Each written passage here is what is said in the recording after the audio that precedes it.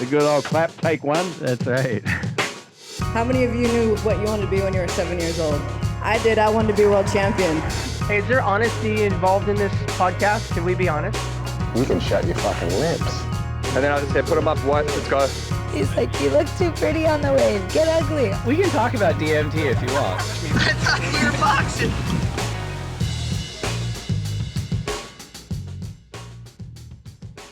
All right, we've got Laguna Beach's Jeff Boothy Booth, CT stalwart and world number 4 in 1995 on today's episode of The Lineup.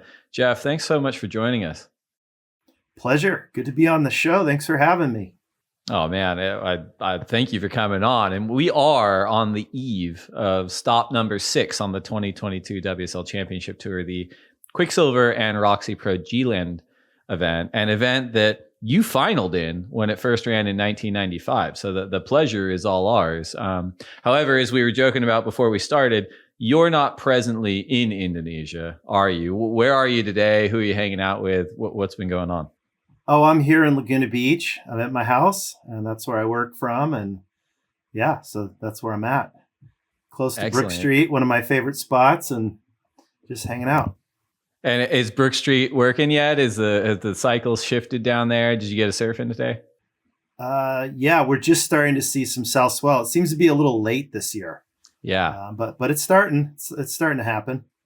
Oh, Southern well, Hemisphere good. is starting to light up slowly but surely. What do you do in the south when it's not breaking there? Where do you go? What's your routine? Oh, I mean, I try to surf in Laguna as much as possible because it's so crowded everywhere. But get down to Oceanside or Blacks or Trestles, Huntington, just wherever there's a wave.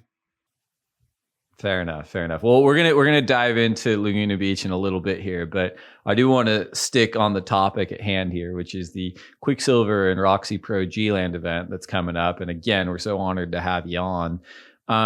Jeff Hackman once said, "If you've never been to G-Land before, it's actually really hard to imagine. Describing it is almost impossible. It's just too vast and too wild." Do you agree with Jeff's assessment? And even if you do, would you mind attempting to describe G-Land for all of us who have never been there before? Yeah, I mean, one thing to me, it's just a big, giant field. And, I went back in 2008 and, the scaffolding had been ripped apart because of the tsunami. So one of the hardest things for me was trying to get my orientation and my bearings, like where's Kongs, where's Money Trees, where's Launching Pad and Speed Reef, and the swell wasn't super big, so it was like you really had to use your imagination and trying to find marks on the land. Like that's where that camp was, and that's where we used to hang out on the point, between Kongs and Money Trees. And yeah, it took me a while to figure it out, but yeah, it's just a giant field of play, massive, bigger than you could ever imagine. And you mentioned you tripped back there in 2008, and obviously we referenced you competing there in the 90s. Before the CT and really like Garagegon is so synonymous with the birth of the idea of the Dream Tour. Did you have a lot of experience in Garagegon before you competed there? Absolutely not. I've never been there before. We'd only heard about it. Yeah.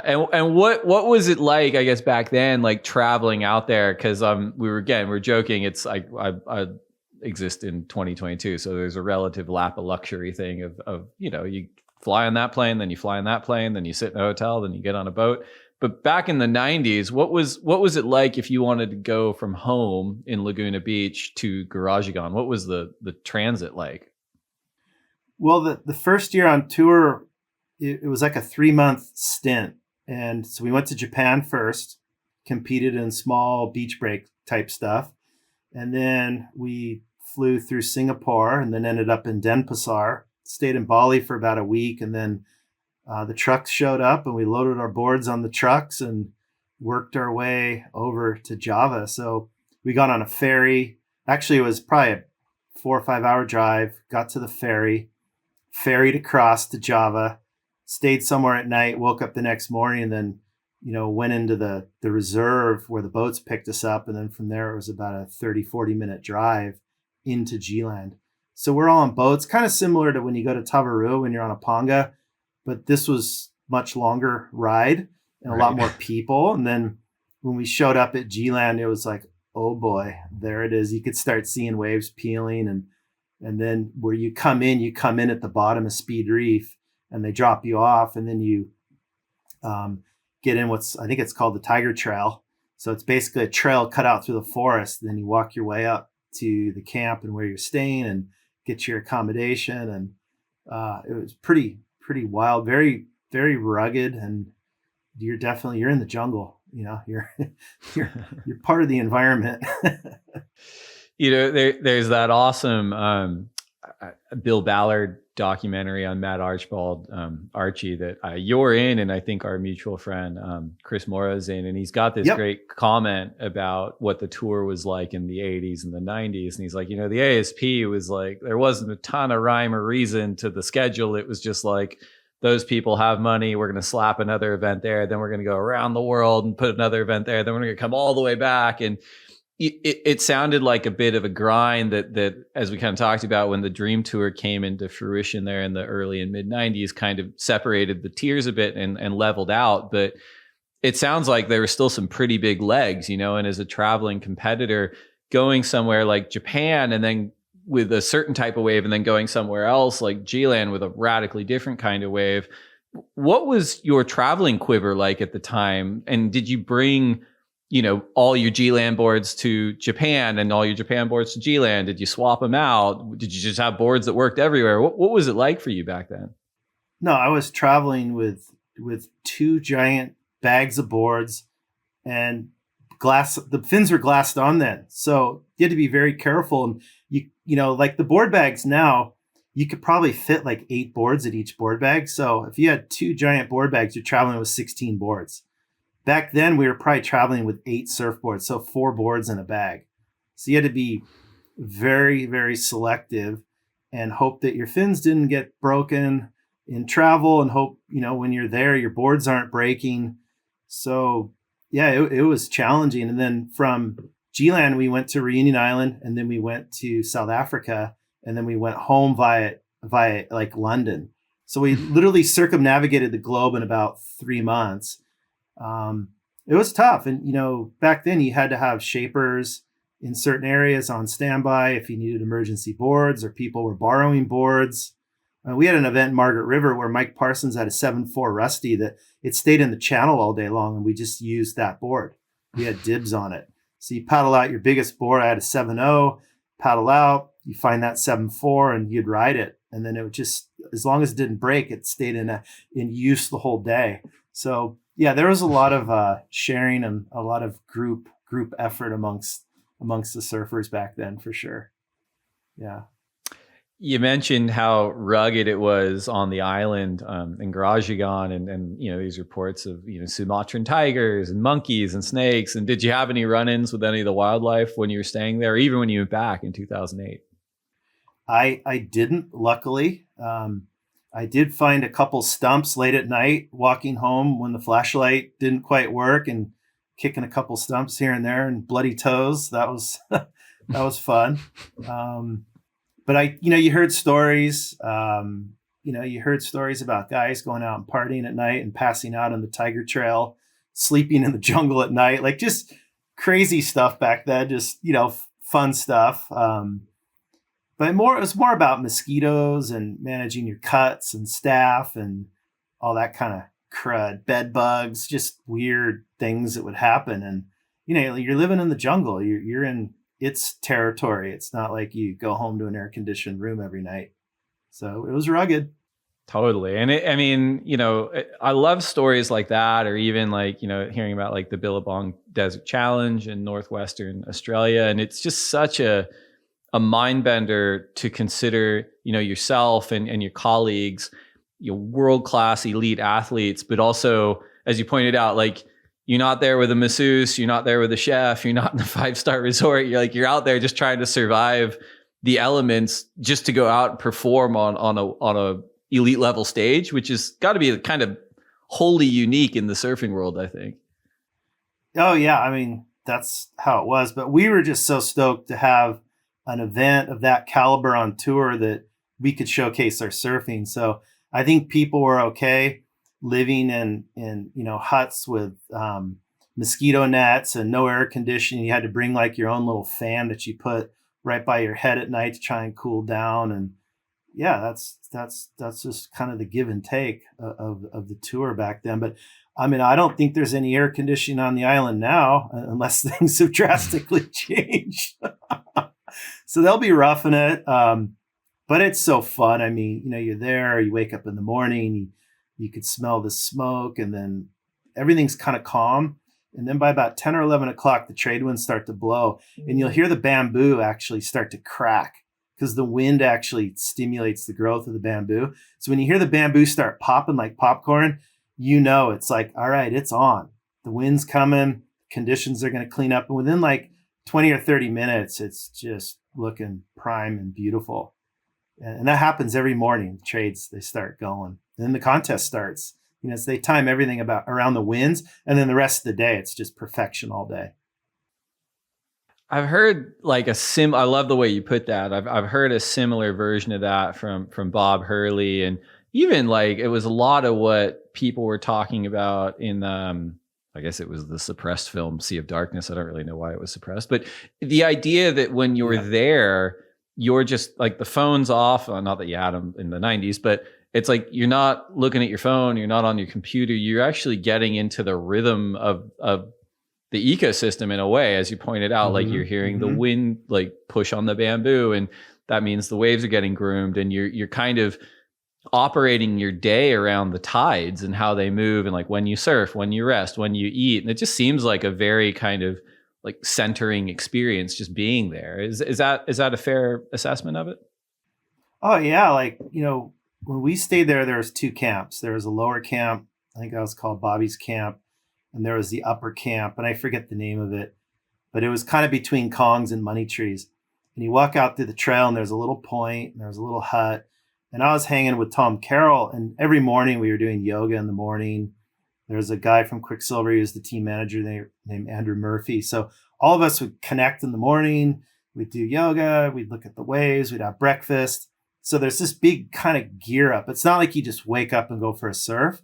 There you wake up and the conditions are kind of wonky, almost kind of like Hawaii when you have morning sickness. So nobody was in a real hurry to get going, but you ended up waking up at like 4:30 in the morning because it was light that early. And everyone's just sort of twitching, waiting for the conditions. And a lot of us couldn't wait. We just go out and surf anyways.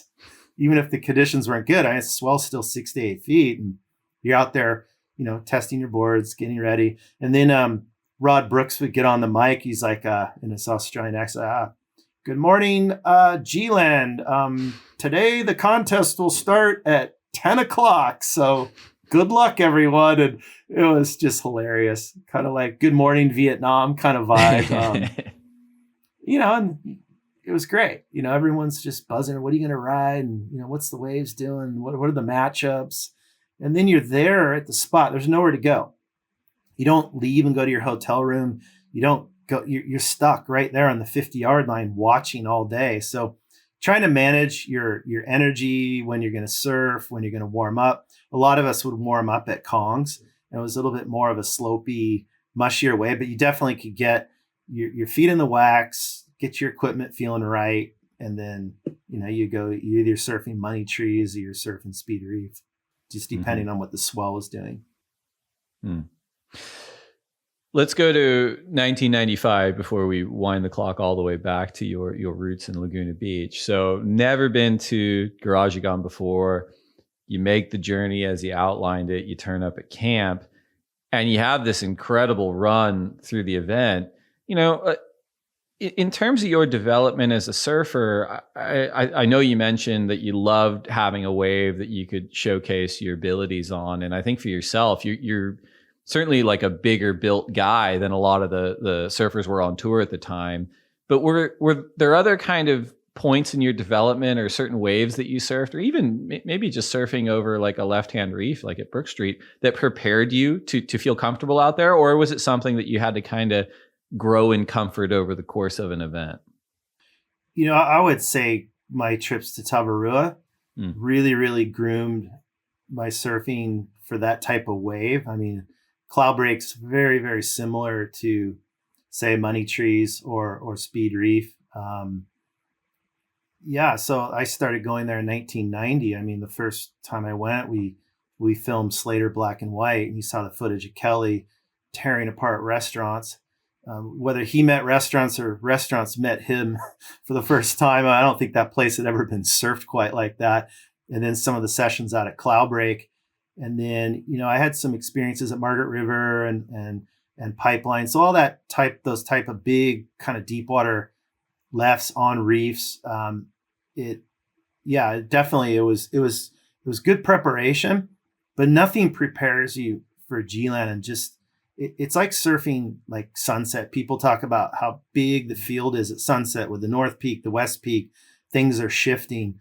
It's very similar. It's just a lot of water moving, and Money Trees tends to be more of a west swell. So it's further up on the point.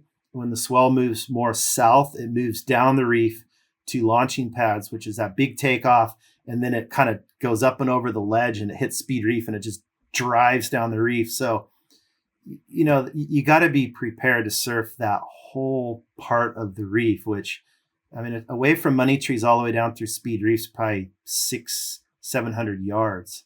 I mean, it's massive, bigger than a par 5. I mean, it's just, right. You lose people. You can't see them anymore when they go that far down the beach. I mean, even just looking at that heat draw from 1995, like, you really made this amazing run through the field. And the field it felt like it was at such an interesting point where you had some older generation surfers and some younger generation surfers. I think in round 1, you had Gary Elkerton and Larry Rios. In round 2, you had Pew Pereira. Round 3, Simon Law. Round 4, Rob Bain. Round 5, Kaipo Hakias. Round 5, quarterfinals, Kaipo Hakias. Semifinals, Kalani Rob. And then you meet Kelly in the final. Did you end up changing your approach based on your competitor? Because again, they obviously, a lot of them had different surfing styles. Or did you just kind of just focus on your own approach in the wave at that point? Honestly, that wave's so fast. I think the main focus was to try and catch a good wave and just match the speed of the wave and get some barrels and get some turns and put some scores together. And the competition at that level it can go either way every heat. So every time you advance, you're like really excited. And then, all right, who's the next guy and who's the next guy? I would say that as I got going in that event, and Kalani, Rob, and Kelly were probably two of the standouts. Tom Carroll was absolutely ripping, but Kalani was surfing so fast. I remember watching all of his heats, and he was like a kid on a pinball machine, just lighting the thing up. His barrels, snaps, cutbacks, another barrel, another snap, and it was happening with so much repetition. And I remember going into that final, I was kind of on a roll. I was feeling really good, in tune with my equipment. I'm like, okay, what am I going to do to separate myself from Kalani? So I'm like, I'm not going to be able to outfast and outspeed him, because that's just not going to work. So my goal really was to try and outbig him, get bigger waves, and get barreled. And that was my goal. And I just ended up putting together a really good heat. I think he may not have had as good of a heat as he had leading up to that round. And I got him, and I was really excited. And I know that what was funny was Kelly wanted Kalani in the final, because Kelly was new school. I was sort of the tail end of the old school generation. So like guys like Luke Egan, myself, Sonny Garcia, we were considered old school. And Kelly and Rob and Shane Dorian and Ross Williams, they were new school. And Kalani, they called him preschool. I mean, Kalani was out of high school. I mean, he was barely 17, 18 years old. He was super young. So I think Kelly was really excited to surf against Kalani, but I was stoked I got him. Me and him actually had a conversation about it the other day, and we were just sort of elbowing each other and having fun. But that was definitely a strategy, was to just try and outbig him, make yourself look bigger, stronger, and really focus on the barrel. Because there was 2 or 3 real distinct barrel sections on that wave. So it was all about finding a wave that you could kind of line and link the barrels up and get some turns in between. And I mean, the spread between you and Kelly in that 1995 final is so tight. Like Kelly had 34.43 points, you had 33.93 points. Was it best 4 waves for the final? Is that how it worked? Or I'm curious. I think it was best 2. I'm pretty sure it Best was 2. best Okay, 2. weird. Or who knows? Yeah. It's so long ago. We would go from top 4 waves, to top 3 to top 2. Right. Yeah. All I know, I have a funny story in the final. In the morning, I think it was quarter semis finals in the morning. And in the morning we woke up and there was this pirate ship that was cruising into the bay. So it came from Kong's and it worked its way all the way into the bay. We're like, wow, it's a really cool ship. I wonder who those people are that are on the ship. And then as the event went on, I didn't think anything of it. And then in the semifinal, I had stored one of my surfboards in the scaffolding that was kind of built on into the reef, like halfway out. And then after the semi, I had semi 1. So I came in and I watched Kelly in his semi. And then he won that. And then there was an expression session. So he decided to surf the expression session. I stayed in the scaffolding and drank water and rested. I'm like, I'm not going to go burn myself out. I'm going to save my energy up. And then all of a sudden there's these Italian people they're on the scaffolding. So they got a skiff and I ended up meeting them and it was like, oh, you were the people that were on the pirate ship.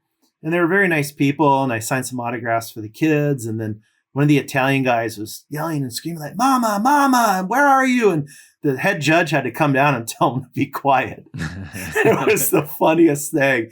And they didn't know any better. And they were having such a great time.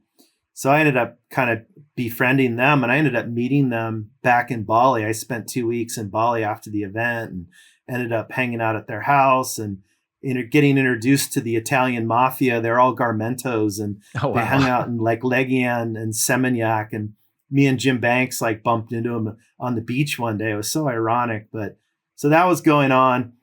And then the final got ready. So I got my jersey and I paddled out and Kelly got a wave at the end of the expression session, like down to Egypt. He was so far gone, you couldn't see him. So the final starts and I'm sitting there in the red jersey by myself out at G-Land and the horn went off and I'm looking around I'm like, where's Kelly? And I kind of waited for a while. I waited about 3 minutes and finally I'm like, this one set came, there was a wave that was so good. I'm like, I'm going. Like, yeah. I'm going. I don't know where Kelly is. That's his fault. And I think I got like an 8.5 and then Kelly paddles out and he's like kind of snapping like, why'd you go that wave? Why didn't you wait? And I'm like, look at him going, dude, what was I supposed to do? It was a perfect wave. I had to go. And it was funny because it got a little bit heated and then everything kind of calmed down and we got in our rhythm. And I remember there was a decisive wave in the final where he got a 10 and Tom Carroll was caddying for Kelly. Andrew Murphy from Quiksilver is caddying for me. And I'm paddling out after a good wave and we're all there in a cluster and we're watching this wave. And it's just like snaps, barrels, snaps. And we're just yelling and screaming 10. Like he's my competitor and you're not supposed to be stoked when a guy's getting a 10, but we were just so stoked out of our minds. We were just all yelling and screaming and he just went flying by and sure enough, he got a 10 and I paddled back out and it was my turn. And actually the rest of that final really was, we never really sat next to each other. He was either riding a wave and I was paddling out or I was riding a wave and he was paddling out. And it just went back and forth and back and forth. And it was 45 minutes of just paddling as hard as you could and surfing as hard as you could and just picking the absolute best wave you could and just trying to tear it to pieces, really. I mean, it was that simple.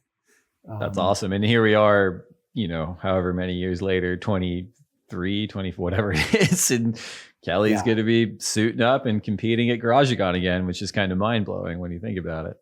Yeah, he actually posted something on a story and it was a photo of me and him at the awards ceremony. And we're both sitting there in our jerseys, holding our trophies with a big smile on our face. And I kind of like just reached out to him and I go, gosh, can you believe it was that long ago? And he was like, yeah, sometimes it feels like a dream. But then he goes, I wouldn't have it any other way, and there's Kelly. I mean, he's basically surfing against his children. I mean, it's pretty wild. Like I'm 52 years old. Kelly's 50 and he's surfing against kids that are, teenagers and, in their early and mid 20s. They could be his children. and he's still competitive. I mean, there's no other athlete in any other sport that can come close to what he's done. It's just amazing. And I would say, with the amount of experience he's had at Pipeline, out at Cloudbreak, he would have to be a favorite. He's a favorite in my book. I mean, I can hardly wait to see him surf. I think it's going to be exciting. I was going to ask you about that. We work on that Apple TV Plus show Make or Break with Box to Box Films, and yeah, it's great. By the way, I've seen the first episode. It's awesome. Oh, stoked you like it. And we're in the middle of editing season 2, and the first episode covers Pipeline, and there is some unbelievable Kelly stuff in it, and I kind of like chicken skin kind of stuff, like whether you're a surfer or not, whether you're a Kelly fan or not. I'm on the record multiple times as being Team Andy, but like you're just like, I'm a huge fan of Kelly too, just for the record. But you watch it and you're like, oh my God. And obviously at places like Pipe and places like Chopu, it seems like he could be competitive, for years and years from now. Comparing those two waves, which are super intense, technical, slabbing barrels, with a wave like Garageagon, Kelly Slater at 50 years old, you mentioned his experience being an asset. What other kind of parts of his surfing on that wave do you think are assets? And just, compared to the current field today, where do you think there may be some weaknesses, if he has any, compared to, a returning Gabriel Medina or a John Florence or something like that? I mean, I just think the amount of barrel time that he's had in his life, and especially at places like Cloudbreak, that can only prepare you for a G-Land. And whether it's, Money Trees tends to be a little bit of a thinner wave, and there's definite distinct barrel sections where there's turning sections and there's barrel sections.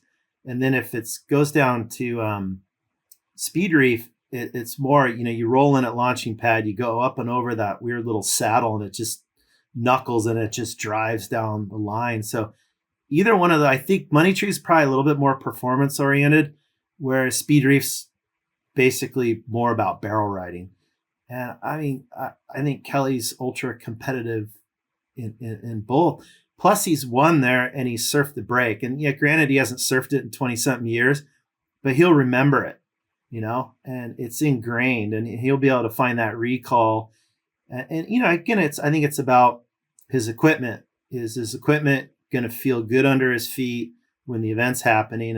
And we'll see. I mean, with everyone, it's that way with everyone. I mean, you could bring a quiver of boards that you think is going to be perfect, and you get there and test it, and then it's not so perfect, and now you're making adjustments trying to figure it out. So that'll be interesting. But again, with all that experience, Pipe, Cloudbreak, all these different waves he surfed around the world, I don't think there's going to be any issues. I think he's going to be ripping. And looking at kind of the remainder of both the men's and the women's fields and the way they've been performing in 2022, do you have any guesses or predictions on who you expect to see do well, both on the men's and the women's side? I mean, obviously Medina, you gotta, he's going to be a favorite no matter what. It's just a matter of, is he rusty competitively and making decisions, that type of, with wave selection, and then how you ride a wave in the moment. John's going to be amazing out there. I can hardly wait to watch him surf. Someone like a Miguel Pupo, I mean, he's got such a nice flowy style. I think surfers that use a lot of rail, they set a lot of rail line in the water versus surfers that tend to be a little more pivoty or off their fins. I think the rail surfers would have a little bit of an advantage, or those would be the types of surfers, whether you're backside or frontside, those would be the ones I'd be watching. I think a Jack Robinson's going to do great based on where, the types of waves he surfs in Margaret River. But again, I mean, everyone's so good. If someone catches fire, anyone can win. That's what's so amazing. Like back when I did it, there might be 4 or 5 contenders in certain types of conditions. The way these surfers are now, it's like everyone's a contender almost in every single condition. So that's what, the whole fantasy surfer thing. You think you got this great team, and then it doesn't go, pan out on paper, really. And No, I just think that's I'm a testament terrible to at the fantasy talent. surfer. Yeah, I don't even try, but Yeah. that's just a testament to how good the surfers are now, whether it's beach breaks, reef breaks, point breaks, barrel riding, carves, air game.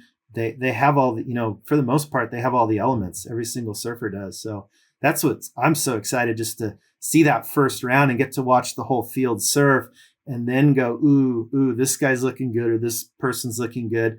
On the girls' side, I seen Carissa Moore out at Cloudbreak get really, really barreled. I think she's one of those types of surfers that's constantly looking to reinvent her game. So I think she's going to be a standout. I think Tyler Wright, she loves waves of consequence. She loves to be confrontational. I think she's going to be very, very strong. I think Tatiana being a goofy foot, and she's proven herself in waves of consequence. So it's going to be fun. And then you have Brisa Hennessy, who spends a ton of time on Namotu, and she's surfing Cloudbreak, and she's surfing Namotu and Wilkes and all those waves. So I think that time in COVID where she was stranded on Namotu, like poor thing, I felt so sorry for her. She's surfing world-class waves. And I mean, what an experience for her. I mean, and again, it's like as surfers, you think about people in the lineup, and especially girls, where you see like Moana Jones, where she's worked, she's a fixture in the lineup at Pipeline. But how many other breaks of consequence do you have girls dominating the peak and getting the best waves? So in a lot of cases, they're having to learn how to surf this wave kind of on the fly. But I think at the same time, you're seeing this evolution where the girls they're finding their spot in the lineup, where that didn't used to be the case. They used to be more on the shoulder, more inside, picking up scraps. Now they're getting the premier waves. So I'm just excited to see the evolution of the surfing and how the level is being risen. And it gets to a point in other sports where you kind of can't tell the difference. So it's moving in that direction. I'm super excited. I hope they put on a great performance. I know they're probably super excited. Like, G-Land, this is our moment. This is our opportunity. We're going to shine. So it's going to be really exciting. I'm excited to watch it. Can't wait. Well, we're going to take a quick break to get a word in from our sponsors, and we'll be right back. All right. So as we said in the upfront, you are synonymous and a scion, really, of Laguna Beach in Southern California. Born in Los Angeles, but moved to Laguna very, very early on. Is that right? Yeah. I think I came to Laguna when I was 3 or 4, super young. Right. And what did mom and dad do? Did you have siblings? What was life like for the Booth family when you were really young? Yeah. Older sister, and she was like a track star. So she was a runner. And then my dad used to be a lifeguard, and then he had his own business growing up. My mom taught ceramics at Capistrano Valley High School. So I basically grew up on the beach, and Laguna was more of a shore break with a little bit of reef here and there. So I grew up on a boogie board, and probably around 6-7 years old, I started standing up on a boogie board. And actually, the first contest I ever competed in was the Moray Boogie Board Contest in 1977. So it was at Oak Street, and there was a surf shop called Oak Street Surf Shop. Tom Moray was there, and I actually met Mike Stewart. So I would have been probably 8 years old. Mike would have been maybe 11 or 12 or 13, and like he was the heir apparent. Like, that's Mike Stewart. Like, he's really good on a bodyboard. Like, he's the guy. And I remember meeting him, and he was in like an arena tracksuit, top and bottom, the shiny tracksuits that everyone wore back in the late 70s. So that kind of got me started. And then the local guys were telling my dad, like, hey, your kid's good on a boogie board. You should get him a soft top, or you should get him a surfboard. So my first surfboard was a green 7-foot Mike Doyle. So I started on that, and then I got better. And then I went to a pink 510 Doyle. And back then you go to Big Five, sporting goods. You just pick one off the rack, and that was how I got my surfboards then. And then my first hardboard was a 511 Wing Swallow Sydney Madden. My dad used to get boards from Sid Madden. He was in Leucadia, and he had a pineapple sticker on his board. So that was my first hardboard. And I remember he gave it to me, and he kind of took it back, and he goes, I'll give you this board if you promise to paddle as hard as you can and catch as many waves as you can. He goes, deal? I'm like, deal. And then he handed me the board. So that was my little first promise first. Yeah. Yeah, right. It was good though. Just head down and go. Single fin. When the waves were big, you had a little dime, and I just loosen up the fin and shift it back. Waves were small, shifted it forward. So back then you got one board, and it was for all conditions. That was it. And I could barely get it under my arm. It was that long. It was that wide. You mentioned the waves in Laguna Beach. I actually went to Capa Valley. I grew up down there, and classic. Didn't ever really surf too much in Laguna. Went there a lot. Had an awesome time, like body bashing and stuff, because there's such fun little wedges and everything. And the water's so like beautiful. It's just a beautiful town. But I am curious, when you transitioned to stand-up surfing, like what were the kind of spots that you did surf, and what were those waves like? Because we're all, to a degree, like products of our environment. I'm just curious as to where you surfed in Laguna, and if you stayed there often, or traveled south or north to get other waves. Yeah, the waves are very close to the beach, and it's kind of a cross between sand and rock. So we're surfing a lot of reef breaks. So I grew up surfing Thalia Street. That was probably one of the main waves I surfed, and it was primarily a right with a little bit of a left off to the side. So being a goofy foot, that's where I sat on the lefts. And back then I wasn't allowed to go right because the elders wouldn't let me. So it was localism.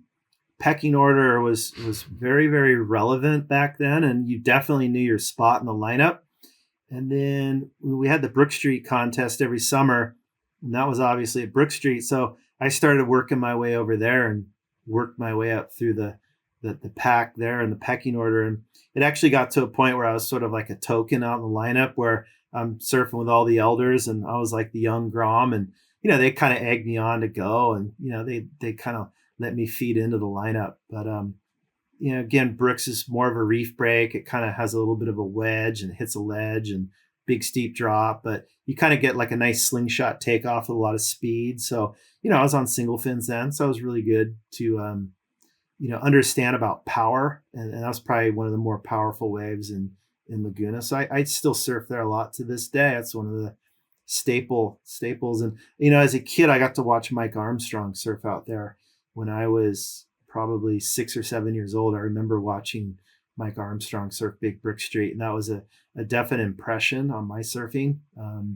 Just big, strong guy, nice, smooth style, always taking off on the sets. And so that was something that stuck in my brain. I didn't even know who it was at the time. And later, when I was more of a teenager, I understood, like, oh, that was Mike Armstrong, who I was watching as a young kid. And I got to meet him. Super nice guy. He lives up in like Cayucas area up in Central California now. So it was fun. But your other question about, I was so young and I didn't have a lot of peers that I surfed with. I was more hanging out with the older guys. So if I get a car ride to Trestles or Salt Creek, Salt Creek was a place we surfed a lot, or we went to Huntington. Those are kind of the places I would go and venture to. But again, I had to get a ride from one of the older guys. That's how it worked. And as this sort of obsession's taking hold for you when you're younger, did you have other things outside of surfing that you ever contemplated spending more time on, like other sports or academics or anything? Or was it, once you got the bug, it was, surfing all the time for you? Well, the first sport was probably soccer. I played a lot of AYSO as a kid. And then I got into baseball, Little League Baseball, for a little bit. But at that time, it was either kind of surfing or baseball, and the surfing thing just took over. I mean, by the time I was like 10 or 11, I was super hooked on surfing. And then the competitive thing started when I was about 11 or 12. I started surfing in the NSSA events and doing all that stuff. And before I knew it, I was on the NSSA national team. And in '82, we went to Hawaii, went to the North Shore. And, I'm hanging out with guys like Mike Parsons and Chris Frohoff and Brad Gerlach and Jim Hogan and Ted Robinson, and like all these gnarly guys that were aspiring pros. And, at that point in time, Tom Curren, who was sort of the poster child for the NSSA, along with Bud Lamas, he had just turned pro and went on tour. So we were in Hawaii kind of watching, seeing Tom Curren out at Off the Wall. And, I was surfing like 3 to 4 foot rocky points, scared out of my mind. And, Ian Cairns and PT me and Todd Holland paddle out at like 8 to 10 foot sunset. And we were like sitting on the inside bowl crying. We were that terrified. So a lot of, getting exposed to things, I think as a surfer is what makes you better. And when you surf with really, really good surfers, you just get better. You get better through osmosis and being around it. And if you want to roll with those guys, you better surf good or get better. Right. So that exposure, I think, is the most important thing to any surfers. Just progression, and being exposed to things and being put outside your comfort zone and learning how to get better. Like, for example, like watching Felipe Toledo, watch his progression. A couple years ago, maybe you wouldn't consider him being a world title contender, even though he was contending for a world title, say at Pipeline. He didn't have those tools in his toolkit yet. But now you watch him, he's been exposed. He's probably, reflect on where do I need to get better? What areas do I need to up my game? Now you look at him and you're like, well, this guy's a contender. And it's only through experience and probably some pain and suffering and realizing like, wow, I might had a little chink in my armor here. I need to work really hard to raise that. So that's bottom line. That's how you get better, and it's not always fun, and conversely, you look at someone like a Jack Robinson, he's honed his skills off surfing big, powerful waves in Western Australia. And you might say that he had to work on his small wave game. Sure. So guys coming at it from two different ways, and Jack having to really, really focus on surfing beach breaks and surfing waves that don't have a ton of power and raising that level of his game. And that's what's so fun about watching all these surfers and progressing as a surfer yourself is, where do you come from? If you come from small beach breaks, you got to learn to surf reef breaks and big, powerful barrely waves. If you're coming from big waves, you got to learn how to surf small waves to balance your whole act out, really. Totally. And I'm glad you brought that up too, because that's been my experience, like observing world champions for the last couple decades on working for the ASP and WSL. But it's the surfers who get to the CT who have enough humility to, as you pointed out, like do things that are uncomfortable or painful and expose themselves to parts of their surfing and develop parts of their surfing that weren't fully there. And,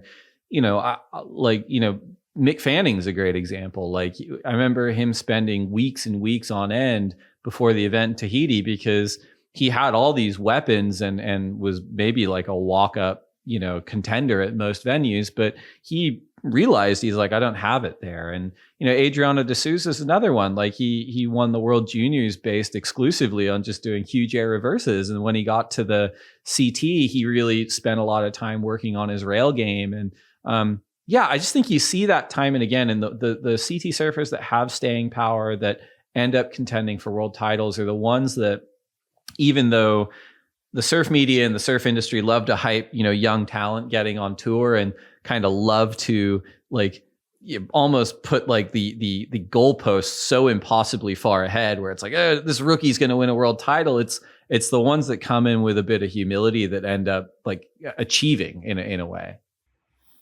Yeah. The expectation thing it's huge. And, I always tell my kids, sometimes it's good to have expectations, but when you set your expectations too high, you're setting yourself up for failure. So you have to have that balance. And anyone that comes onto the tour their rookie season and thinks they're going to contend, they're tripping. And there's too many different things that anyone hasn't been exposed to yet. And you have to absorb it and calibrate it and understand it. And that's every year that I surfed on tour, every season I got better and better because I knew the drill and things became more and more familiar and more comfortable. You're able to design your boards, work with your shaper, get your quivers. Like you learn from mistakes and then you rejigger your equipment.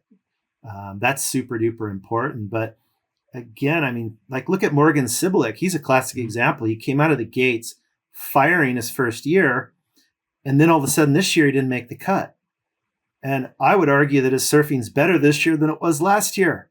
It looks really. I'm with you. Right, and again, it's just experience, and maybe some things didn't go his way, and it led to him having to work on qualifying on the Challenger Series. And yeah, it's fascinating to me. And I honestly, I don't even quite understand the tour now with the cut. And I was like thinking in my mind, like, all right, there's going to be a cut. Now there's going to be this new blood that's going to come in, and I don't even quite understand it. But I mean, if I had my way, I would prefer to, you kind of plot your season and you know what events are going to be good. And all of a sudden, when you don't qualify and you have to almost hit the restart button and go, wow, if I was on tour, I was going to surf G-Land, put that quiver away, and now you're going and surfing over here. You're in Sydney surfing Manly. So very, very challenging for these athletes, and not knowing from one event to the next where you're going to be tomorrow. Totally. And it is especially this season, right? Because 2022 is the maiden year where the new redesigned 3-tier tours and competition framework is kind of in full flight, right? And I think you're going to see a lot more kind of savvy approach to not only competing, but just as you pointed out, like pacing your year next year. And I think an example you could use is, I want to say the number was something like 37 CT surfers were in that first Challenger Series event at Snapper Rocks. And I think most of them were like, well, we're in Australia, it's Magic May, I'm going to hedge and just enter this event. And I think the number went down to 0 in terms of surfers who had made the midseason cut for Manly. They're all like, cool, I'm safe, I tick that box, I'm going to Indo to prepare. Yeah. Your rookie season on the World Tour, because it hadn't quite split into the CTQS at that point, was 1988. Is that right? Yeah, 88 was my first year. And how old were you when you qualified? Well, back then it wasn't even about qualifying, because the trials were part of the main event. So I basically came out of high school. I did a year of college at San Diego State to create a base. So if I went on tour and failed, I could go back to college. So I surfed the Bud Pro Tour at the time. So that's how I was staying sharp. I was surfing against guys like Mike Lambrisi and Scott Daly and Joey Buran and Alan Sarlo. So that was really good. But then when I went on tour, none of those points transferred over. I remember talking to Al Hunt, and Al's like, nah, you're in the first round every time. I'm like, that's a good Al Hunt impression too. Yeah. every contest I surfed in, I was in round 1. And back then, what was interesting is with the contest, you had a opening party to kick off the event on like a Tuesday night. And then everyone started surfing on Wednesday. So the guys that were seeds in the top 16, they could go out and party that night and have fun. And whereas like a scrub like me, I was surfing the next morning first thing. So I had to surf about 4 rounds. And then if I made it, there was a 4-man heat where there was guys that were seeded, and they were like the trial seeds. And if you got first or second in that heat, then you were man on man in the 33rd round. And then if you made it through that man on man heat, then you got into the 17th round and you were matched up against the current world champion. So I had to surf like 6 to 8 heats just to get to the 17th round. And then you get smashed by whoever was the top seed at the time. So it was extremely difficult to crack in, and you had to do it in stages. Like you make maybe the top 30 the first year, and then you kind of position yourself where you had a seed in that 33rd round, and then you would make that round, you'd go up against the 17th round guy. So, sometimes you would make it, sometimes you wouldn't. So it was definitely done in steps. You didn't do it in one big chunk. I'm glad you brought up the way that the event format went per week, with the parties, with the top seeds going out to party.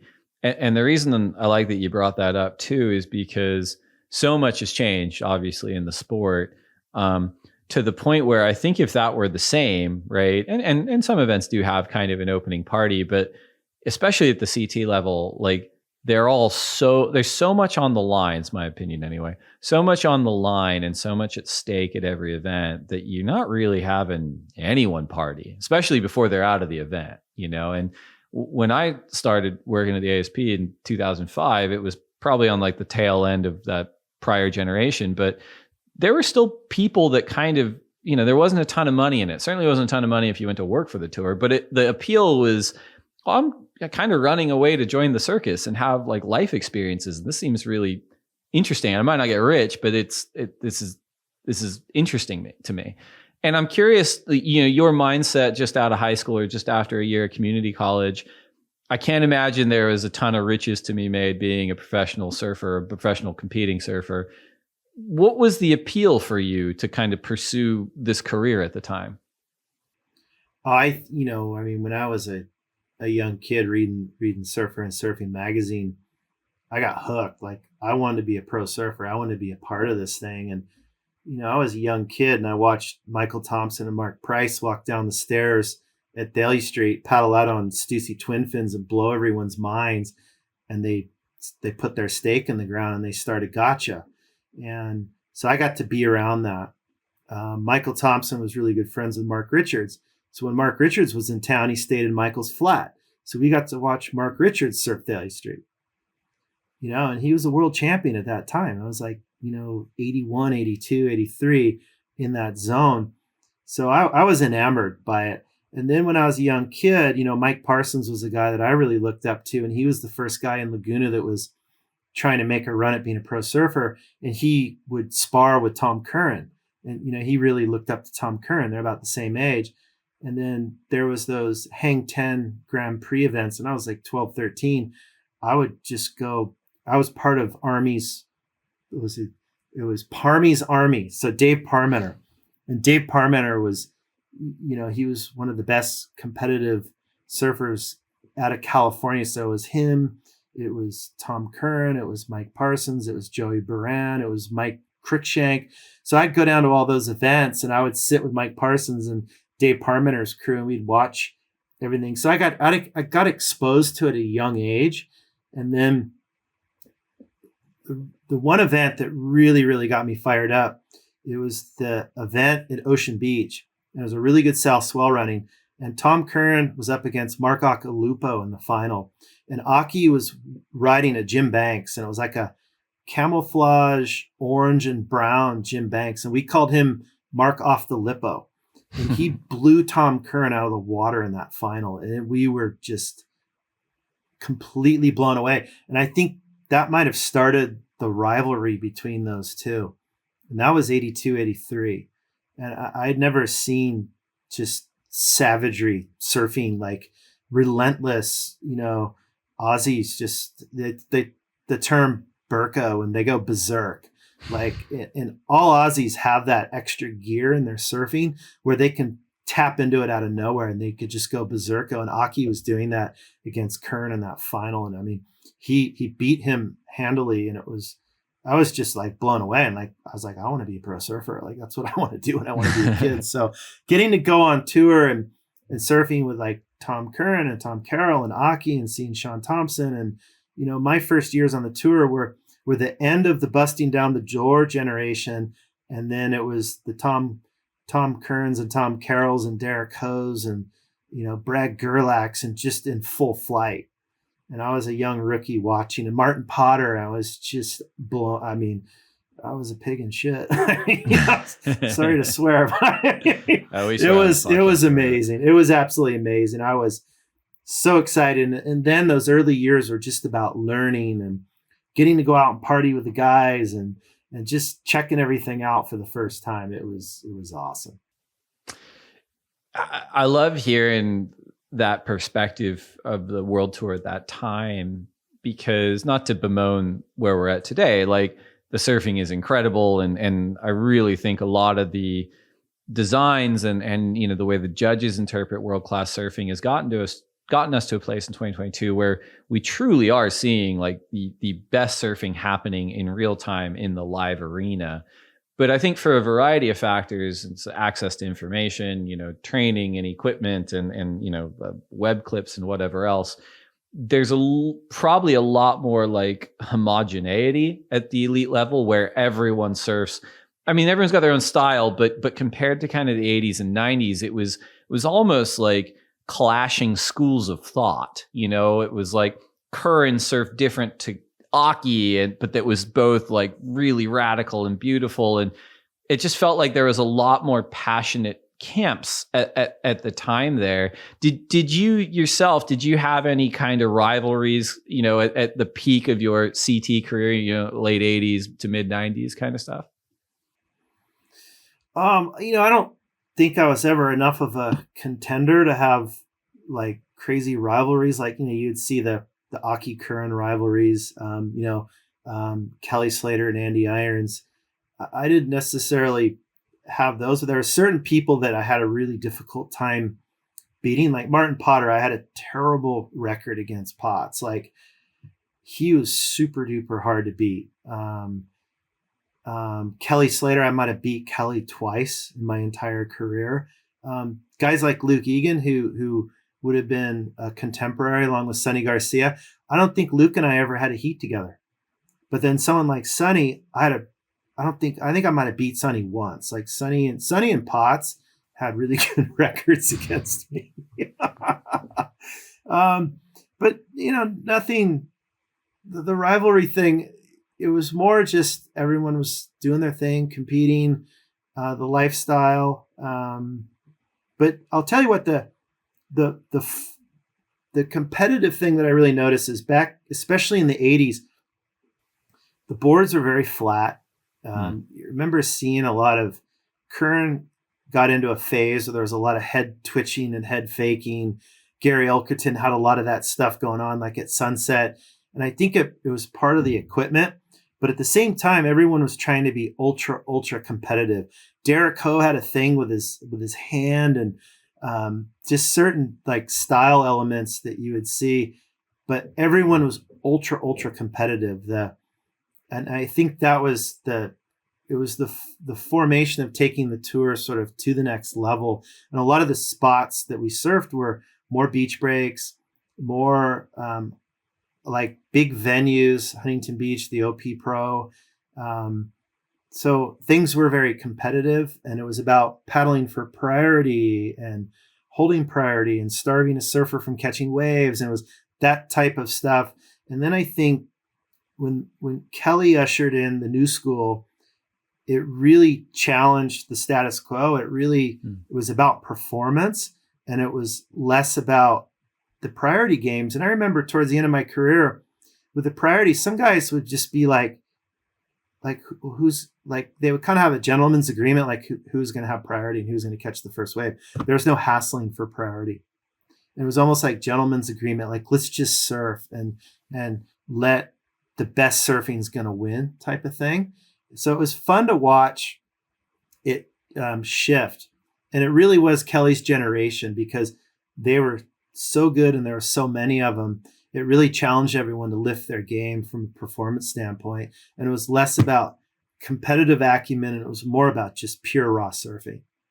And then that kept going. And then, you watched the Kelly and the Andy stuff really went to a whole new level where they would compete. They go head to head, and they go back to their corners and sharpen their knives, and then come back to the next competition to see who could outdo each other. And I think from that point, it's just been going exponentially to the next level. And the surfing is just so off the charts. And almost like if you look at UFC sport, like you'd have a stand-up guy like a Chuck Liddell who could take guys out standing up. And then you would have jiu-jitsu guys or the ground and pound. And then over time, everyone's gotten good at every single discipline. And you can't just be a one-show pony anymore and exist in the UFC. You got to have all the discipline. And I've seen surfing's kind of like that, where these guys, they have the barrel game, the air game, the carve game. They can do it in beach breaks, point breaks, reef breaks. And you really, truly have to have all of those elements to be successful. That's where it's gone. Back then, if you were really strong in certain areas, you could exist on tour. Now, right. I don't think that can really happen. You got to excel in all levels. I'm glad you brought that up, because I think there's a parallel between what you've just articulated really, really well. And also I want to kind of get your version of it, but certainly the framing of the 1989 Surfer Magazine letter with Christian Fletcher. Can we talk about that for a moment? Sure. Sure. So number one, I think it's awesome that elite level surfers wrote letters into the magazines, because I know Rabbit used to do it, Sean Thompson, et cetera. It seems like an awesome thing that this doesn't happen anymore. I guess people probably just post to social media. But yeah, my understanding was that you'd written a letter to Surfer Magazine discussing, you'd given a lot of coverage to these kinds of surfers that are not really performing at this elite level. And I remember it got framed as like, well, Jeff Booth surfs a certain kind of way and doesn't like the way that Christian Fletcher surfs, and Christian Fletcher's getting more coverage without really having to perform in competitions. But could you kind of walk us through, how it worked from your perspective, and maybe kind of any of the output from it? Yeah, I would say it never had anything to do with Christian Fletcher. I think he might have been used as an example, but he's an amazing surfer. I mean, if you look at his career being an innovative surfer, he's done some crazy stuff in his life. So it was never really about that. It was more about, again, the best surfers and the best waves. And at the time, the best surfers weren't surfing the best waves. They're surfing crappy beach breaks. And that was the whole impetus behind that, was to get the magazines to cover the tour and also to challenge the tour to get on better waves. And, G-Land's a classic example, getting to go to J-Bay, having the event in Tavarua. That was the whole idea of what that letter was about. It was unfortunate that it got tweaked and turned. If I was, where I am now and understanding how to say things, it definitely would have been said in a different way. So that's part of being young and learning from your mistakes and just not pissing people off, I guess. But definitely the magazines, they had to show beautiful waves with beautiful lighting and places that you aspire to be. Surfing in Chiba, Japan, where the water's chocolate brown and the waves are 2 feet, that's not very inspiring. It's not aspirational. So you can't blame the magazines for doing what they're doing. You can't blame any of the surfers for going on photo trips and getting great photos. That's where we wanted to be. We wanted the tour to be there. So sometimes to get change, you have to go through a little bit of turbulence and a little bit of controversy. And that's where everyone was at. I mean, I happened to write the letter, but it was definitely everyone on tour felt the same. I got a lot of heat for it, and I had to overcome that. Christian Fletcher wasn't happy with me. Herbie Fletcher, the whole family wasn't happy with me. There was a lot of guys, Dane Kealoha, Brock Little, Johnny Boy Gomes. There's people that weren't happy, and and it was never meant to be disrespectful to any one of them, because those guys are all amazing surfers in their own right that I look up to.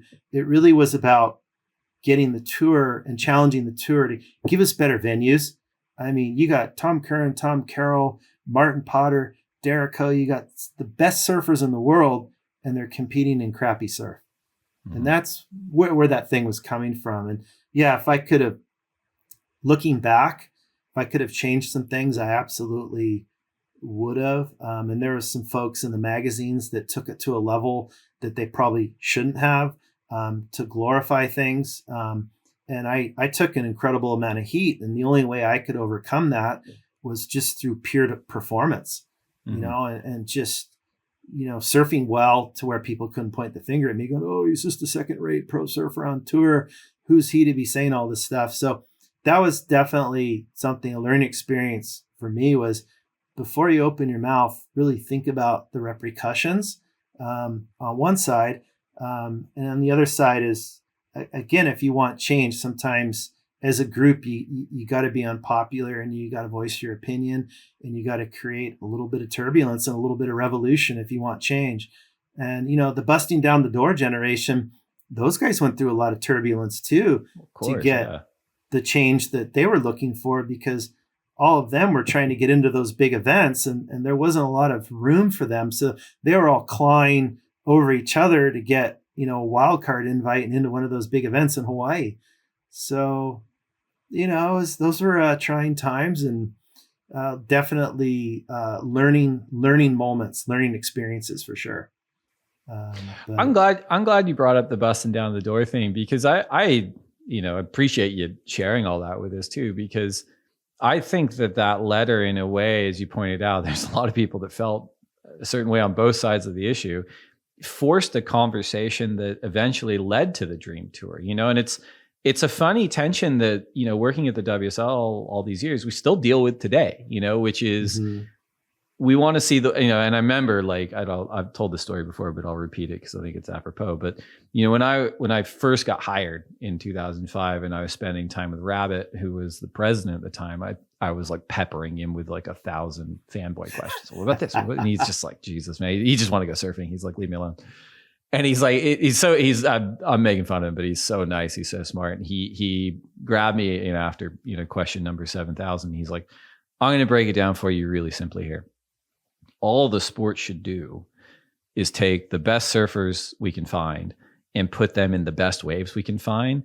And that's a recipe to see some cool shit. And I'm like, you know what? Like, I have repeated that story 1 billion times in my time here. It's simple because formula. I think it's right, and it shows, like, in our webcast, like when the waves turn up and the surfing's good, those are the best events. It just runs into this weird tension of, often the best waves in the world are not in the most commercial markets in terms of like, well, we need a bunch of people on the beach to buy t-shirts or whatever. But it's kind of that interesting balance. And as you pointed out, like, before the Dream Tour came into being in 92, on the back of Wayne Bartholomew, in a lot of ways, it was rough. Like, and it created like an off-ramp for, I would say, like, someone like Tom Curren's career was sort of defined by what he did outside of a jersey, almost in equal measure, because he was such a great competitive surfer, but then we wanted to see him surf, Bawa or wherever. And that's what the search came out. You know what I mean? So it's that interesting tension. And I think,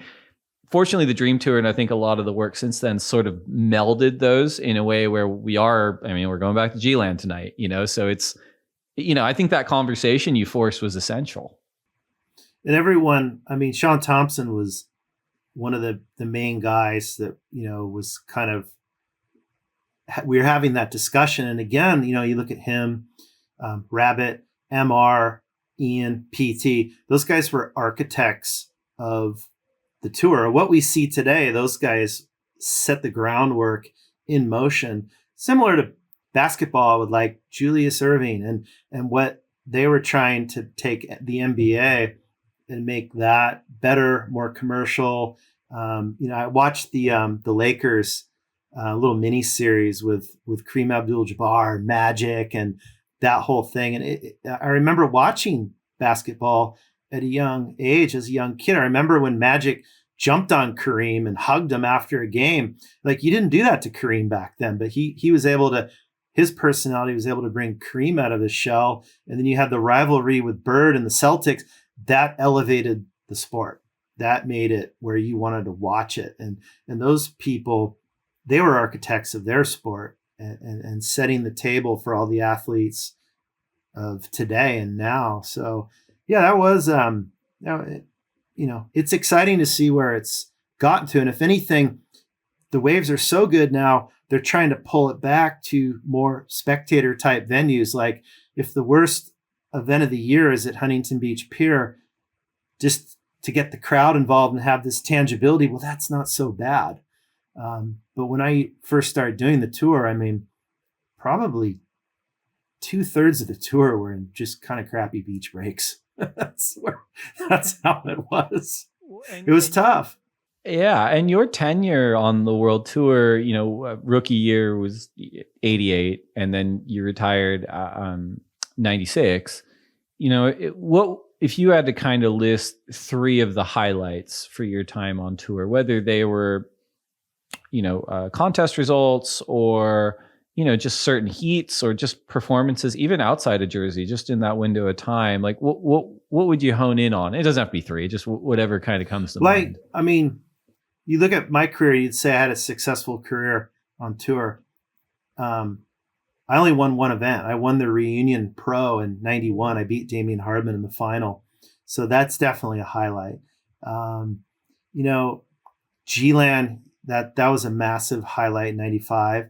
I would say the other kind of run that I had, and this was in 1990, I was just kind of plodding along, and then we got to Margaret River, and we had a huge swell that came in at Margaret River, and I was kind of talking about Mike Parsons' 7.4 Rusty that stayed in the lineup the whole day, and everyone was borrowing it for their heats. I ended up getting second in that event, and I beat Tom Curren in the quarterfinals, and that was a huge highlight. Like that win and that result was huge.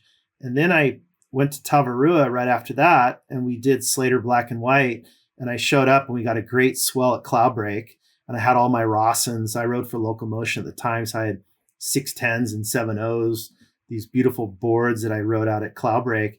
And then I went to Hawaii and I got second in the Pipe Masters, and that year was Tom Carroll won it, and myself and Tom and Ross Clark Jones and Richard Marsh, we all made the finals. So that was like a really neat time, like where I felt in my career I'd kind of arrived. And I think I finished 18th that year on the tour. So that was sort of my launching pad to make the top 16 the next year. In 91, I ended up making the top 16. I finished 15th on the tour. So those were exciting times. G-Land was a massive highlight.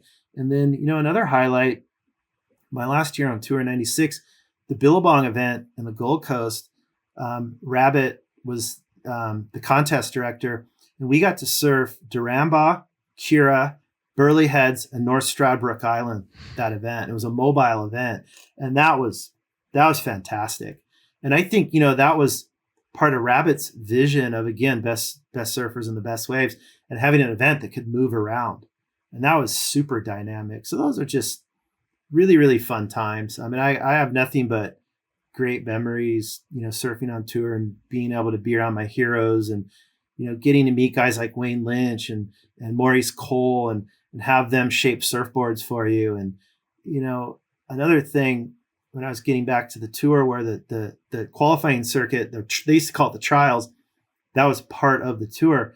So Tom Curren won a world title one year where he had to do the same thing I did my first year. He had no points because he left the tour and he was off doing the search or just being a free surfer. Then he decided he wanted to get back in the game and win a world title. He had to surf from round one every single contest. So he's surfing 6-man heats, and then 4-man heats, and then man-on-man heats all the way through. And that was probably one of the most amazing competitive feats I've ever seen, because there's just so much odds going against, not in your favor, that you're going to have a bad heat. You're going to miss a wave, an interference, a broken board, this, that, or the other. Contest, event after event after event, he just dominated through the whole entire season, and he won the world title. Like, that's a feat that was absolutely amazing. I remember watching that, and, he used to run the forests and in Hossegor, and he rode those reverse V boards, and you'd surf against him in a heat, and you're like, where's Tom? He's like, is he even going to show up? And all of a sudden you paddle out for your heat, and you'd see this figure like coming from 200 or 300 yards down, and it's him, and he would show up, and then he was ready to go. And like, he used to try and psych people out, and it was freaky. Like, sometimes you'd think you're going to get a pass, and then you paddle out, and then he'd show up and he'd just blitz you. Then you'd catch a wave and you think, oh, I got an 8, and you get a 6. Because it's relative to what he's doing. Like, he would set the judging scale. Yeah, he was an animal. That guy was a beast. Yeah, the most mild-mannered guy you'd ever see, but a ferocious competitor. But he didn't say much. He just let his actions speak. But yeah, Tom Curren was. He's still amazing to this day. I don't know if you see him surf on like a skimboard out at Rincon. Oh, he's unbelievable. He's absolutely ripping. One of my favorite all-time surfers. I love it. We got a couple more topics to get into, as well as some listener questions, but we're going to take one more quick break, and we'll be right back. All right, so we've covered your illustrious championship tour career with some amazing stories, and you retired at the tender age of 28. Why? I mean, you probably were still surfing and fighting fit. What was the thought process behind hanging up the singlet at that age? You know, I kind of got to the point where I had quite a few injuries. I had hurt my ankle really bad at pipe in '91. Surfing the Pipe Masters, and that set me back for about a half a year. Then I hurt my back really bad. I had a herniated disc in my lower back, and my doctor's like, it was like a 7-8 millimeter bulge, and it was really, really bad. So that kind of set me back. And then my final year on tour, I hurt my knee, my left knee. I took my MCL out, and the problem there was I got back in the game. But the problem was on my left side, I had a problem with my left knee and then the old ankle injury. So when my knee went bad, my ankle started to swell and I started having, kind of these arthritic reactions. So it just got to a point where it was really, really tough my final year. And I always wanted to work in the surf industry. Quiksilver used to give me assignments when I'd be traveling. I would meet up with, some of the distributors or agents in other countries. They would take me to the shops. I do little field reports for Quiksilver, and knowing that one day I wanted to, work in the surf industry. So I just got to a point where the injuries sort of started to mount up. I met my girlfriend, who is my wife now, and we have 2 kids. And, I was just getting to a point where I wanted to kind of move on to the next stage of my life.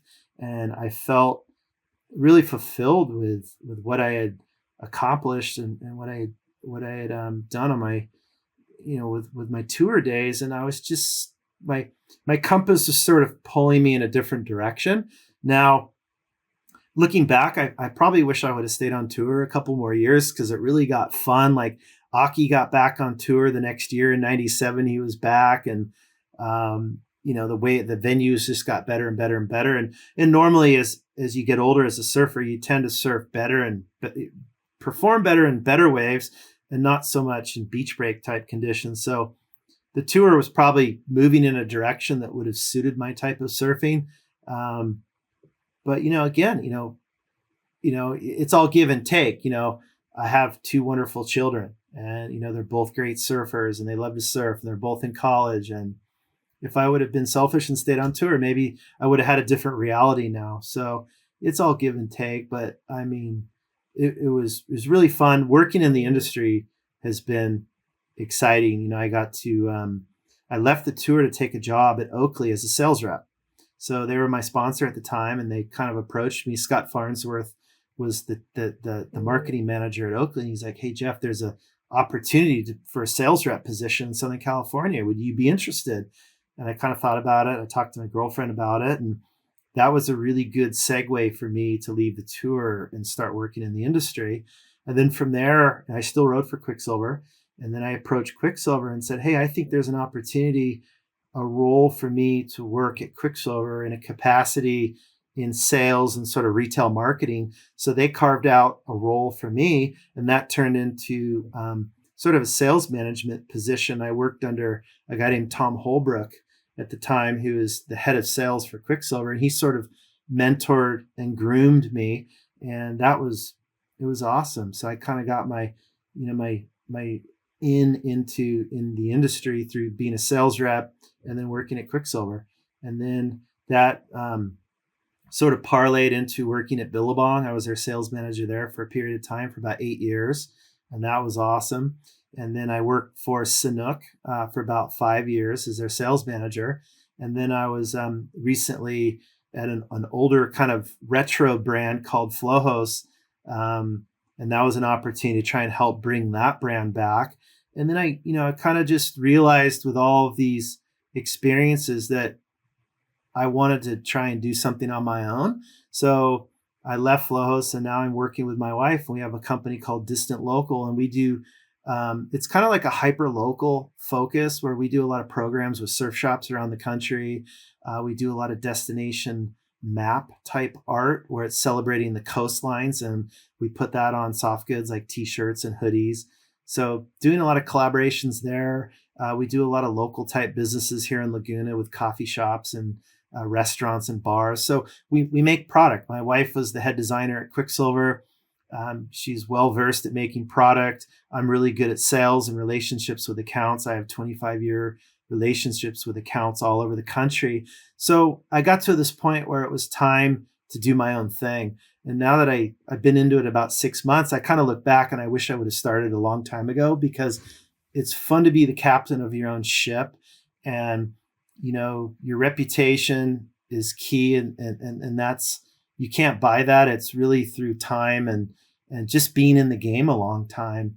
And those relationships that you make with folks all around the country and retailers, that's just it's an asset, really. So I'm kind of banking on my reputation as a surfer, my relationships, my skill set, you know, being a sales guy in the surf industry. So now I'm doing my own thing, and it's really difficult right now, but that having that freedom is what I really like, and being the captain of your own ship. Like when I was an athlete, you know, you're in charge of yourself. You are your brand, and you're the CEO of your brand, and you live and die by the sword of whether you perform or not, essentially. And I kind of like being back. It's that buzz. It's that constant buzz and tension and energy versus that, you know, you get a paycheck every 2 weeks. So yeah, I'm back in that kind of zone of being in charge of my own destiny, and we'll see where it goes. But I'm certainly having a really good time doing it. Love it. We love a success story. And I think a cool thing about that, and something that I think a lot of us have either competed on tour or worked on tour have experienced, is, you know, it's a very like gypsy oriented nomadic lifestyle. When you're on tour, it is nice to come home or to a base. It doesn't have to be the home you grew up in. But for you got to come full circle and come back to Southern California and Orange County in particular. And I'd imagine that you almost had a front row seat at seeing how radically like surfing in Orange County's transformed from when you started to today, you know. And this is my sort of pet, not peeve, but like pet kind of discussion topic at this point, where, you know, having grown up down there and seeing now just this trend of young surfers all gravitating towards San Clemente, or their families gravitating towards San Clemente with, you know, the e-bikes and the sprinter vans and the homeschooling, and everyone's surfing lower trestles. And, you know, you being down there, I wanted to get your take on that phenomenon from your perspective. Yeah, you know, it's interesting. I had this conversation with someone yesterday, and when I was a young kid, if you were a Laguna guy, you stayed in Laguna. If you're a Newport guy, stayed in Newport. So there's definitely silos. And you look at how many world champions have come out of the West Coast. Tom Curren, Kim Mering, Debbie Beecham. I think that's it. And then you go over to Florida, and you got Frida Zamba, you got Lisa Anderson, you got Kelly Slater, CJ Hobgood. There's like almost 20 world titles on the East Coast. And I think it has to do with the way the cultures and the communities, the way people move. Like when there's a hurricane moving up and down the coast, everyone's chasing the hurricane. California, people tend to hang out in their spot and let everything come to them. I think that's been a challenge for California surfing. We look at Australia, and you look at how Australians travel together. You have the board rider thing where they share the club with the clubbies, and the board riders, that's their base. And you have the legend surfing with the current champion and surfing with the up and comer, and then the little Grom. And it's like a little ball. Culture here is the elders kind of pushed the young kids down and gave them a hard time, like pressed on them. And, you know, you see what we do with our elder people. You put them off to a home. Our culture here is not as nuclear as I've seen around the rest of the globe. And it's, I think that's held California surfing back. I think there's a movement now where it's trying to move in a direction, and you can see San Clemente being a definite focal point, where there's all these families moving to San Clemente. Felipe Toledo, he's moved to San Clemente. Right. I mean, why? Because he wants to be a world champion. I saw in my younger years, Flavio Paterats from Florianopolis, he moved to Huntington and he was surfing with Huntington Beach High School surf team. I remember seeing him surfing lower trestles when I was on tour and he was an up and comer. Like, you know, you saw the first inklings of people making those types of moves. I like where it's going, but to me, it's gotten a little bit pornographic with the sprinter vans and the e-bikes, and they're not even helicopter parents, they're lawnmower parents, where they just move things out of the way for their child. Right. And I'm not 100% sure that that's the right path in developing these kids. What I like to see though, is I like to see where it's different age groups and they're all working together. And you see Kolohe and Dino's trying to do that. He's trying to be a focal point for his tribe and crew, and everything he's learning on tour, downloading that to a Griffin Colapinto, Right. and Griffin downloading it to the younger generation, and so on, and passing the baton. I think that's the cultural stuff that needs to take place if we want to consistently spit out great surfers. Because Australia is like a factory. It's Sure. because of their culture. It's the way they operate. You know, it's the legend surfing. Like I remember seeing, you know, a trip to like South Stradbroke Island where it was Mark Richards with Barton Lynch, with Damian Hardman, with all the young little Jason Buttonshaw, with all the little Groms. And like I think that's the way it should happen. Unfortunately, in California, that's not part of how we operate as a culture. But if we want to be successful in the future, we need to move in that direction, and it's going to take generations. You look at the Brazilian storm, that didn't just happen overnight. I mean, when I was on tour, it was Flavio Paterats and it was Fabio Gouveia. Those are the first two Brazilian sort of juggernauts, and they were from different areas. One was from the north, one was from the south. You look at where they're at now, they're a factory. They're just spitting out talent left, right, and center. So it does take time. So it's moving in a direction. I don't know if I necessarily agree with it, but it is what it is. Sometimes things have to be a little bit wonky before they work their way out. But I think once these talents, like you look at a Griffin, and he's arrived on tour with Kolohe and Connor Coffin, and they're seeing the way the Brazilians do it. They're seeing the way the Australians do it. And they're learning, and it's osmosis. If you want to be the best, you got to surf with the best. And you also see that culture and how it works and how it breeds. So I like what Kolohe is doing. Kolohe's putting in a lot of time and effort in grooming the younger generation and being that proper example. And then watching Griffin take it, Griffin's one of my favorite. I love Griffin. I watched him grow up as a young surfer because I used to coach our junior high surf team. So I got to watch Kei Kobayashi and Griffin's younger brother, Crosby. I got to watch all those kids, Jet Schilling, come up through the ranks, and, watching our junior high school just get flogged by the San Clemente, Right, the crew from Shore Cliffs. And we got smashed, but at least we got to a point where we were competitive and we could be like, we had them looking over their shoulder at us at one point in time. So that was fun. But I've watched all these kids grow up as, 11-year-old, 12-year-old Grom. So it's fun to see them, catapulting themselves onto the tour or on the Challenger Tour, trying to get to that next level. So it's happening. I think it's going to become more and more frequent. But the other thing is there's so much more opportunity here in California or the America than other countries. And with that comes a lot more distractions. Right. So that's the challenge, where some of these other countries, it's ingrained, it's part of the DNA. Or like if you're coming from Brazil, it's like living in the Dominican Republic, trying to become a professional baseball player. That's your way. That's your path to financial freedom and success. And you see these surfers, it's 100% animalistic commitment. It's all in, all or nothing kind of attitude. And that's probably the thing that the Californians need more of. Just a 100% focus. I'm going to make make it or break it kind of thing.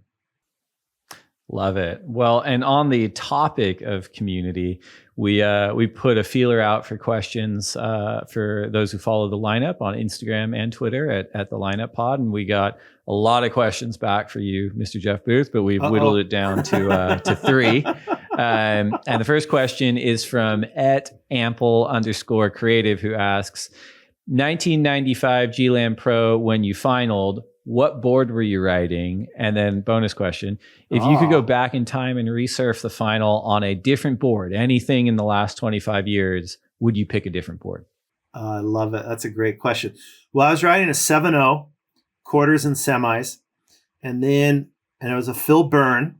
So I rode Byrne Surfboards, and Phil was Byrne Surfboards out of Australia. So he made a lot of Tom Carroll's boards, Robbie Page's boards. So when I got into the final against Kelly, I knew I needed to go down. I needed to get quicker. A 7.0, I think Kelly was on a 6.5. That wasn't going to be a good comparison. So in the final, I went down to a 6.8 Byrne thruster, glass on fins, round tail. Phil's boards tended to have a little bit of a lower rocker.